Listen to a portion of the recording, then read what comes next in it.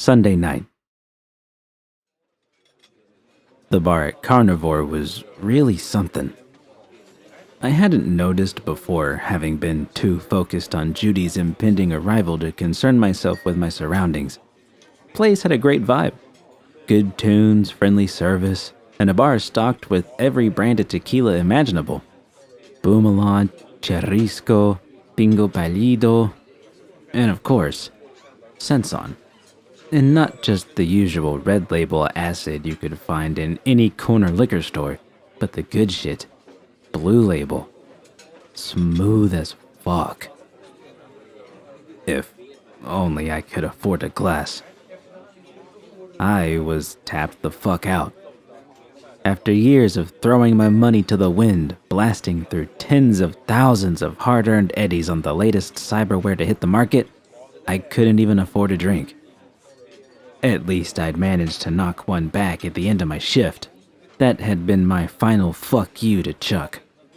Rat bastard had actually tried to pat me down on my way out to make sure I wasn't pocketing any tips.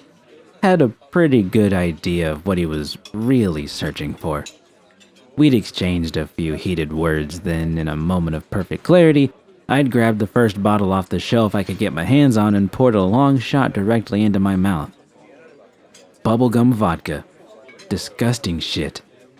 But the look on Chuck's face had been worth it.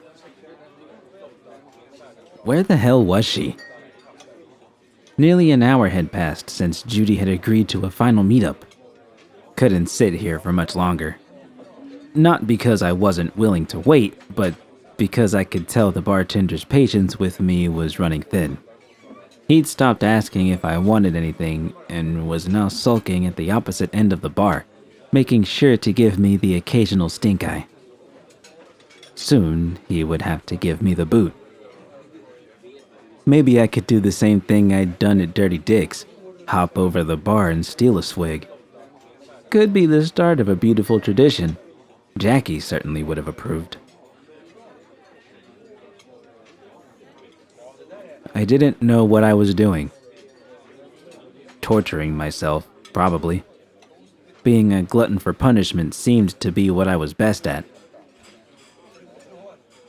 It wasn't like there was much else to be gained by sitting across from her yet again and hearing the usual pearls of wisdom, such as, "Things will be okay," and "You'll find your place in the world again." But even though I knew exactly how things were going to end, I couldn't help myself. I wanted to see her again, to talk to her again, to try to fill the hole in my heart that seemed bottomless. Did that make me a masochist? Someone who reveled in existential angst? Would certainly explain a few things if I was. But I knew that wasn't the case. I was simply suffering from a disease, one whose cure was worse than the symptoms. Closure. The very word sent a chill down my spine. It sounded so final and declarative, like there was no coming back from it. Which was precisely the point. Everything had to end at some point. 2 years on, Judy and I had finally reached ours. If only we'd had more time. A gentle tap on my shoulder snapped me out of my gloom. Shouldn't be drinking alone. Judy pulled up the bar stool next to me and sat down. I couldn't help but let my eyes drift across her body. She looked gorgeous. Not that she ever didn't. Blue dress, green fringe around the collar, reminded me of seaweed swaying in the ocean. Her gaze drifted lower. I followed it and saw that she was eyeing my glass suspiciously. "Here," I said, pushing it towards her. "Have a sip. Would rather not. Got an early flight tomorrow, same as you. Just try it." Judy sighed and grabbed the glass. She gave it a sniff. My heart ached as the little ridges of her nose wrinkled up just as they always did when she was torn between confusion and intrigue. She tilted the glass back and allowed the clear liquid to splash into her mouth. After rolling it around for a second, she swallowed and looked back at me. "Is this ice water?" I grinned. "Bingo. About all I can afford, seeing as how I'm broke. Thanks, in USA. Been a blast working with you. Say hi to President Myers for me." "Need a few eddies?" "Nah," I waved Judy's offer away. "I'll make do." Judy flagged down the bartender and ordered a cherry Nicola. Smart choice. We'd struck a fairly decent balance between clarity and inebriation at our first meetup, but had gone off the rails at our second. Made sense to play this one sober, especially seeing as how this was likely going to be the last time we ever saw one another. "It's weird sitting in a place like this," Judy remarked. "You can say that again. Feel like a fish out of water." Something flashed behind Judy's eyes, but I didn't have time to ask her about it as the bartender returned with her soda. We nursed our drinks for a while, content to sit in relative silence and listen to the music playing in the background.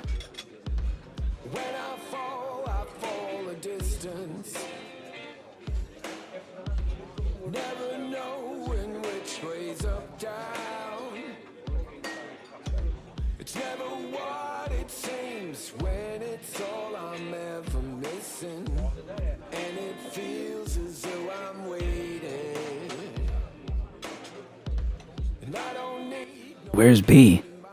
I finally asked, figuring it was time to swing the proverbial axe down upon the fragile bond we'd managed to form over the last couple of days. "Upstairs." "She's pissed at me, ain't she?" Judy raised a telling eyebrow. "She's pissed at us both. Me more so." I shook my head. "Didn't mean to fuck things up between you two. I'm sorry. Ain't got nothing to be sorry about, V. Truth is, I fucked things up. You were just the catalyst." A catalyst. I didn't know how to feel about that. On the one hand, I was relieved to hear that Judy didn't blame me for throwing a wrench into her marriage, but on the other hand, I was angry that she didn't blame me for throwing a wrench into her marriage. To be thought of as nothing more than an inciting incident, it felt like more of the same, like I was just another face in the crowd, a nobody. And I didn't want her to think of me like that. I wanted her to notice me. Judy must have sensed I was setting myself up for a one-way trip to Sob City. She set her soda down and turned to face me. "Listen, you gonna be alright, V?" I looked at Judy.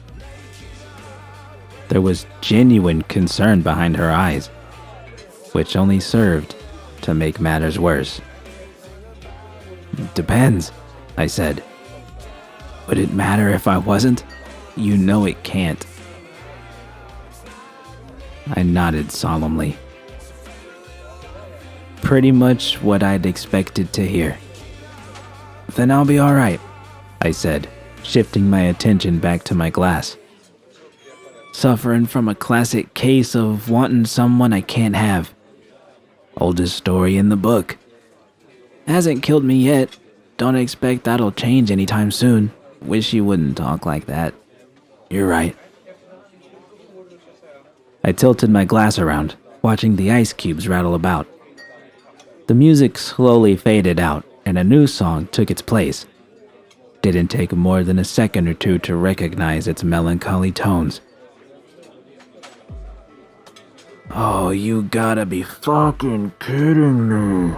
I buried my face in my hands as the soulful voice of Eda Sorrentino came over the speakers.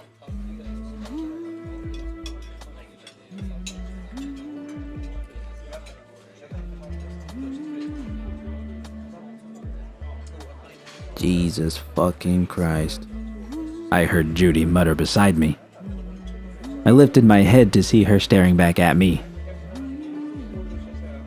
She looked just as flabbergasted as I surely did.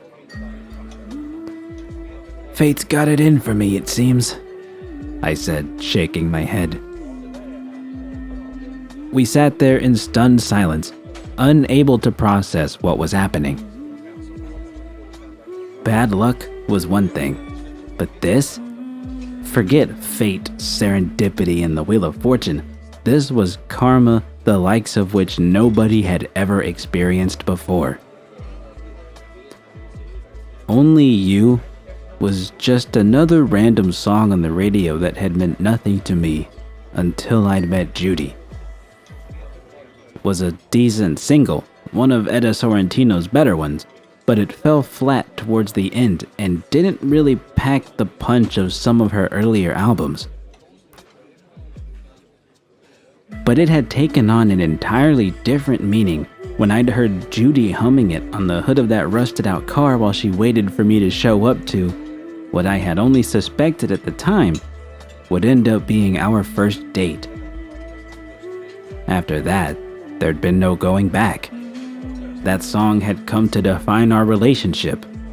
All our sorrows, all our hopes, everything we'd ever felt, all laid bare like a soundtrack to our tragic romance. I clutched my glass, tried to think about something else. Had to before my emotions got the best of me. Couldn't say goodbye to her like this. Wasn't fair to her, or to me. Wanna dance? I looked at Judy. There was so much going on behind her eyes that I couldn't read her expression. My throat tightened up and forced myself to down the rest of my water. If only it were something stronger, something that would help me forget. I don't think that's such a good idea. Not after last night. And why is that? We're not flirting with one another or drunk off our asses. We're just two people reminiscing about the past in a nice, quiet, corpo-run eatery. Judy rose to her feet, noticed the awkward hobble in her knees, and extended a shaky hand to me. Come on, V. Everyone needs to dance now and again. There was a faint quiver in her voice, as if she were trying to convince herself of her own words. I stared at her hand. The golden band around her ring finger seemed to be taunting me, reminding me of what I'd given up. And I had given it up. Couldn't deny that any longer. Everything I'd lost hadn't been ripped away from me. I'd made a conscious choice. Might not have known the consequences of that choice, but that didn't deprive me of my responsibility for it. Judy cleared her throat. Still unsure of what I was doing, I drew a deep breath and reluctantly took her hand into my own. All right. Unlike Lizzie's, Carnivore didn't have a dance floor, but Judy easily solved that by leading me towards a small open area wedged between the bar and a row of nearby tables.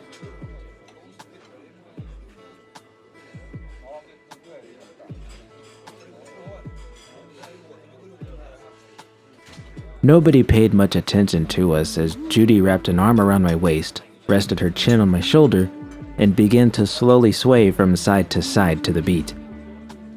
It took me a few seconds to find my footing. It had been a long time since I'd truly danced, but before long, we were synced, moving in perfect harmony. At least this isn't as awkward as I feared, I quipped. Just don't grab my ass, okay? I chuckled and made a conscious effort to keep my hand on the flat of her back. I'll try to keep my visual sensors from getting stemmed. Does Bianca do that when you guys dance? Don't really dance. I mean, it's not like we got a lot of space back home to dance. Right.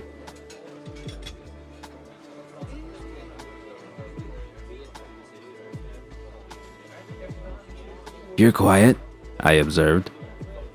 "Any for your thoughts?" Judy didn't answer right away. Didn't know if that was a good thing or a bad thing. If only I could see her face. "What was it like in that coma?" she finally asked. I raised an eyebrow. Of all the questions I had expected her to ask, that one hadn't been top of mind. I gave it some thought, tried to find the right way to articulate an experience that I myself hadn't yet fully grasped. Darkness, emptiness. Kinda like that void I found myself in when Dex shot me. Wasn't really aware of anything. Well, I guess I remember feeling a vague sense of presence. That and... Never mind. It's not important. I tried to sound nonchalant in the hopes that Judy wouldn't poke any further. Couldn't tell her that. There were things you could say to an ex you were on friendly terms with and things you couldn't. But it was too late. Her interest had been piqued. "Talk to me. What was it?" I sighed. Couldn't lie to her. But where to start? It's hard to describe exactly, I began, wondering if there was any way to spit out my thoughts that didn't end with Judy pitying me even more than she already did. Every so often I had this strange feeling that I was back at Laguna Bend. Felt kinda like a dream, you know? The kind where you're just barely aware of it while it's happening. Probably memory recall from when I passed out in that church and you had to haul my fat ass all the way back up to the surface. Don't remind me. Thing is, and I know how this is gonna sound, and I promise I'm not trying anything here. I could actually hear the bells of Laguna Bend echoing. Still can sometimes. Just like I hear Johnny's voice every now and again. How crazy is that? Silence descended over us once again. It was easier now, dancing with her. What wasn't easy, however, was trying to imagine what was going through her head.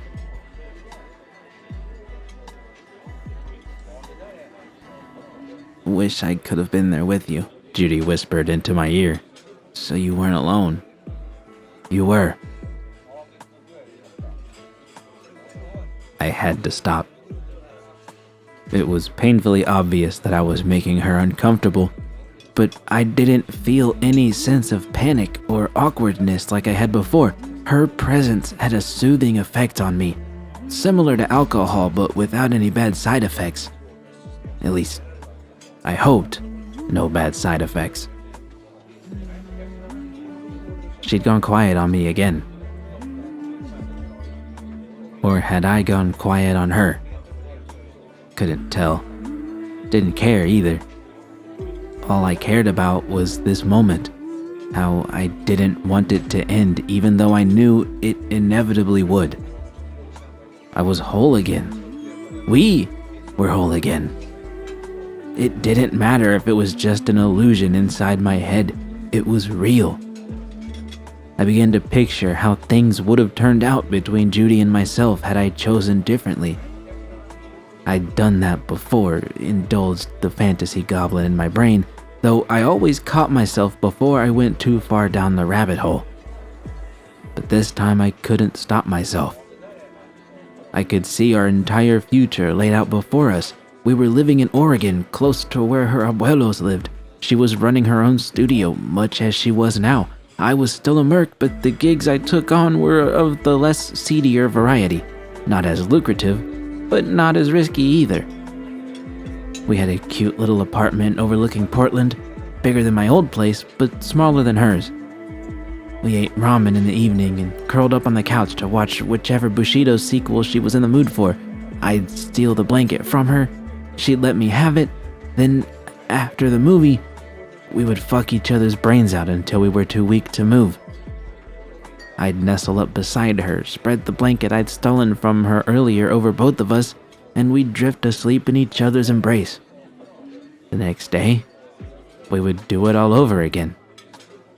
And the next day. And the next. That could have been my life. It should have been my life. But it wasn't.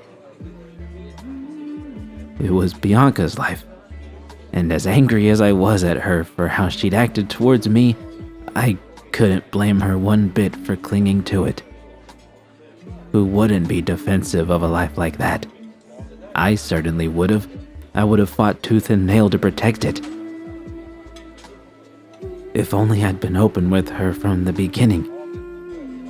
Then the warmth of Judy's cheek pressing against my own would have filled me with joy, and not sadness like it did now. Your turn, Judy said. What are you thinking about? Just trying to picture the two of you together. And? Can I ask you something? Just did. You know what I mean. Bianca, does she make you laugh? I felt Judy tense up in my arms. V, just tell me she makes you laugh. I pulled my head away so I could finally look her in the eyes. Tell me she makes you smile every fucking day. Tell me you're insanely batshit crazy head over heels in love with her, that she makes you feel big and wanted, and that you're the only thing in the world that matters. I gotta hear you say it, Jude. Time ground to a standstill. My heart was racing a mile a minute as adrenaline flooded my system. Judy stared back at me, wide-eyed, mouth moving, even though no words came out. Please, Judy. Please tell me I'm wrong. Please tell me Bianca does all those things and more. That she's better than me. Please. She makes me feel... Judy's voice failed. A tidal wave of self-righteous anger crashed over me. You can't do it, can you? I knew it. Judy snapped out of her stunned silence and backed away from me. You don't know the first thing about what we have, but I do know what we had, I countered, raising my voice as I dropped the last ounce of pretense between us. And no matter how much you try to convince me otherwise, I know you felt it too. I was in your head, Jude, remember? Laguna Bend? We were synced, shared each other's thoughts and emotions. I felt it with every fiber of my being, and I couldn't tell where your feelings stopped and mine began because they were the same. We felt the same thing, Jude. And you know what that feeling was, don't you? But you never said it! Judy suddenly shouted, drawing stares from all across the restaurant. You never said it! You left me in the dark and disappeared. You have no fucking idea how much that hurt me. It gutted me, V, right down to the fucking bone. I didn't mean to hurt you, but you did. Her words cut through me like a dagger. You did, V. All because you couldn't open yourself up to me. My jaw dropped. Tears that I hadn't realized had been welling in my eyes spilled down my cheeks. Is that what you think? That I couldn't open myself up to you? I was dying, Jude. I was desperate to open myself up to you so I wouldn't have to face that alone. Then why didn't you? 'Cause I couldn't stand to see you in pain. You'd lost so much, the last thing I wanted to do was break your heart. My throat ached and my eyes burned. I became faintly aware that the restaurant had turned deadly quiet, that even the music had stopped. none of which I gave a damn about. The floodgates had been opened, and there was no stopping the torrent of emotions spilling out of me. Judy looked to be on the verge of tears as well. Whatever plans we'd had in mind before coming here had been torn to shreds. She sniffled, looked away, scanned the restaurant with vacant eyes that didn't see the faces staring back at her, and shook her head in frustration. I would have lived. No, I stated. You wouldn't have. Judy recoiled as if I'd insulted her. How the fuck do you know? The words spilled out of me with terrifying ease. 'Cause I wouldn't have lived. You're strong, Jude. Stop. But you're not as strong as you want people to think you are, said stop. And no matter what you say or do, nothing'll ever stop me from caring about you, 'cause stop, I love you. Judy froze. I heard gasps and hushed chatter far off in the distance. I didn't care. I'd spent enough time living a lie. What? I drew closer once more, until only inches separated us. I could almost feel her body trembling against my own, saw the way her chin was quivering, noticed the way her eyes darted towards my lips and lingered there just as they had back at Lizzie's. Throwing caution to the wind, I reached out and gently cupped her cheek. She closed her eyes and leaned into my touch. It took everything I had to choke back the sob threatening to erupt from my throat. I love you, Jude. Valerie, I love you too. After 2 years of waiting, my heart couldn't take it anymore. I lunged forward and crashed my lips against her own in a heated, passionate kiss.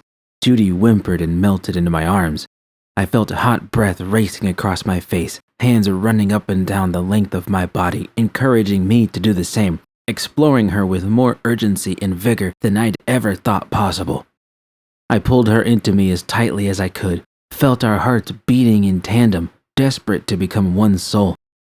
Our tears mixed and smeared across our faces. She grabbed me by the back of the head, fingers grasping my hair, and slid her tongue into my mouth. Could hear voices around me, distant cheering as I lashed my tongue against her own. No! Judy wrenched free from my grip and quickly wiped the saliva from her face. You don't get to do this to me. You don't get to walk back into my life and take everything away from me. That was the one thing I asked you not to do, and you just couldn't resist, could you? Why? Judy, heaving for breath, blinked in confusion. What? Back when I was in the hospital. Why did you ask me not to take that away from you? Was it because you really didn't want me to come after you? Or because you knew that if I did, that I actually could take that away from you? Judy slowly backed away from me, her eyes widening with every step she took. In a panic, I tried to close the growing gap between us, but it was useless. A complete polarity shift had taken place. Judy refused to let me get any closer. I'm sorry, V. Her voice eerily distant, robotic even. I can't do this.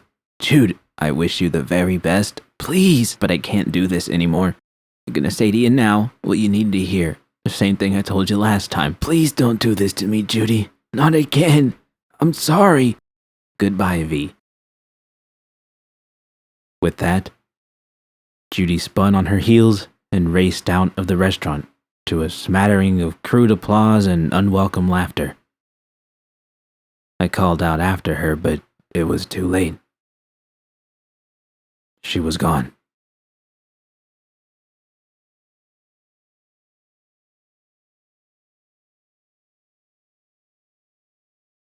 I stood there, frozen in place, staring at the empty space she had occupied only a moment earlier. Gone was the savory aroma of freshly prepared cuisine.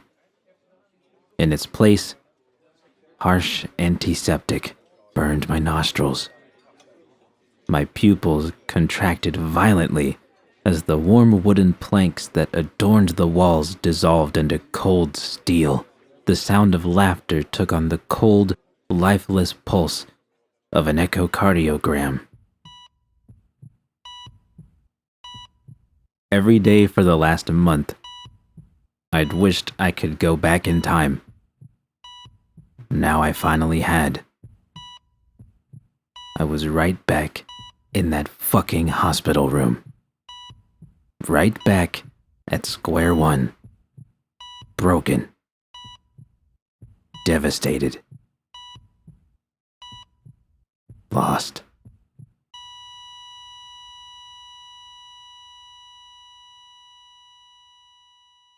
Unable to bear the anguish any longer, I buried my face in my hands and began to cry.